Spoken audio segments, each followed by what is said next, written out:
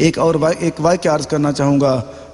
ایک واقعہ روایت میں آتا ہے کہ حضرت ربیعہ بن کعب اسلمی ایک صحابی رضی اللہ عنہ حضور پاک صلی اللہ علیہ وسلم کی خدمت اقدس میں رہتے تھے، دن رات گزارتے تھے۔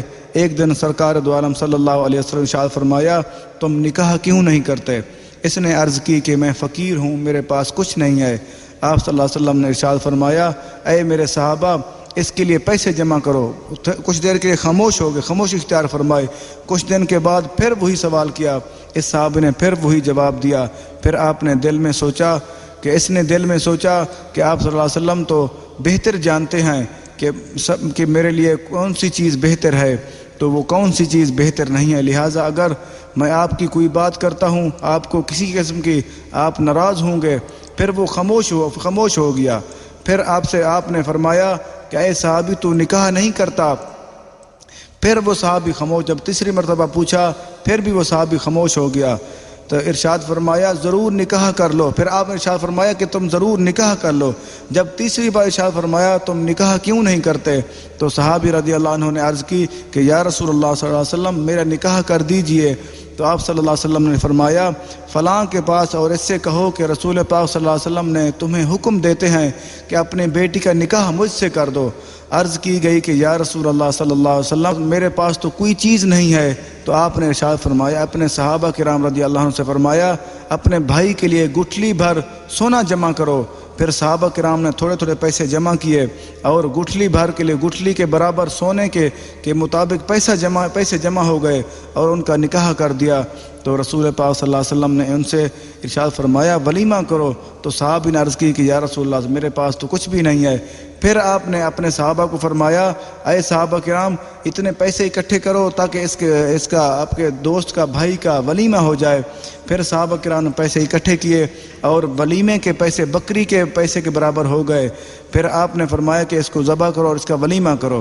پھر صحابہ کرام نے اس کو ذبح کیا اور اس کا ولیمہ کیا۔ یہ مسند امام احمد بن حنبل، حدیث ربیعہ بن کعب اسلمی رضی اللہ عنہ، اور حدیث نمبر 16577، یہ اور کتاب میں نکاح کی اہمیت و ضرورت، صفحہ نمبر 17۔ ہمیں اس چیز پہ غور کر لینا چاہیے، کیونکہ دیکھو اللہ کے نبی نے کتنا کوشش کر کے صحابہ کرام کو جمع کر کے ملا کے پیسے ملا کے اس کی شادی کرا دی، اور اس کے پیسے ولیمے کے پیسے نہیں تھے اس کے پاس، پھر بھی آپ نے پیسے جمع کر کے اس کا ولیمہ بھی کیا۔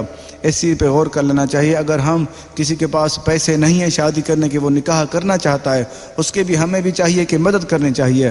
آگے ایک واقعہ عرض کرنا چاہوں گا۔ حضرت سیدنا بشر حافظ رحمۃ اللہ علیہ کا جب دنیا سے انتقال ہو گیا تو کسی بزرگ نے خواب میں ان سے پوچھا کہ اللہ تعالیٰ نے آپ کے ساتھ کیا معاملہ کیا؟ وہ فرمانے لگے، جنت میں تقوی کی وجہ سے میرے درجے بلند کر دیے گئے، مگر شادی شدہ لوگوں کے درجات تک نہیں پہنچ سکا۔ پھر وہ مطلب یہ ہوا کہ وہ سوچنے لگے کہ اگر شادی شدہ ہوتا تو مجھے بھی اتنے درجات ملتے۔ جب وہ فرماتے ہیں کہ مجھے تقوی کی بنیاد پر مجھے درجات ملے، مجھے عزت و وقار ملا، جنت ملی، لیکن جو شادی شدہ لوگوں کو ملے وہ مجھے نہیں مل سکے۔ اس کا مطلب یہ ہوا کہ دنیا میں بھی معاملات بہتر ہوتے ہیں اور آخرت بھی اس کی زیادہ بہتر ہوگی جو شادی شدہ ہے۔ اس کے بعد اس بزرگ رحمۃ اللہ علیہ نے سب کو یہ فرما دیا، سب کو یہ فرماتے تھے کہ جس کی شادی نہیں ہے وہ لازمی شادی نکاح کر لے، کیونکہ نکاح والوں کے درجات بغیر نکاح کے بہت زیادہ ہوتے ہیں۔ آگے حضرت بشر حافظ رحمۃ حضرت ابو نصر رحمۃ اللہ علیہ کے بارے میں پوچھا جو اللہ تعالیٰ کے ولی تھے، اور حضرت بشر حافظ رحمۃ اللہ علیہ نے فرمایا مجھ سے 70 درجے زیادہ ہیں۔ اس بزرگ نے حیرت زدہ ہو کر پوچھا کہ اس کی کیا وجہ ہے، حالانکہ دنیا میں تو تقوی بزرگی میں ان سے آگے تھے۔ اس پر حضرت بشر حافظ رحمۃ اللہ علیہ نے جواب دیا، اس کی وجہ یہ ہے کہ وہ اپنے بیوی بچوں کے بھی کفیل تھے اور میں شادی نہ کرنے کے اس سے محروم ہو گیا۔ اللہ اکبر۔ وہ فرماتے ہیں، ایک اور بزرگ کی مثال دیتے ہیں کہ اس کو 70 گنا مجھ سے زیادہ درجات ملے۔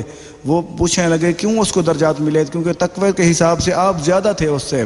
حضرت بشر حافظ رحمۃ اللہ علیہ نے فرمایا تقوی کے لحاظ سے میں زیادہ تھا، لیکن اس کو جو بیوی بچوں کی کفالت نصیب تھی، اس نے اس کو کفیل بنے، ان کی پرورش کی، ان کو پالا پوسا، اس لیے ان کے درجات زیادہ بلند ہوئے، کیونکہ میں نے صرف اللہ تعالیٰ کی عبادت کی اور نکاح بھی کیا اور بچوں کی پرورش کی۔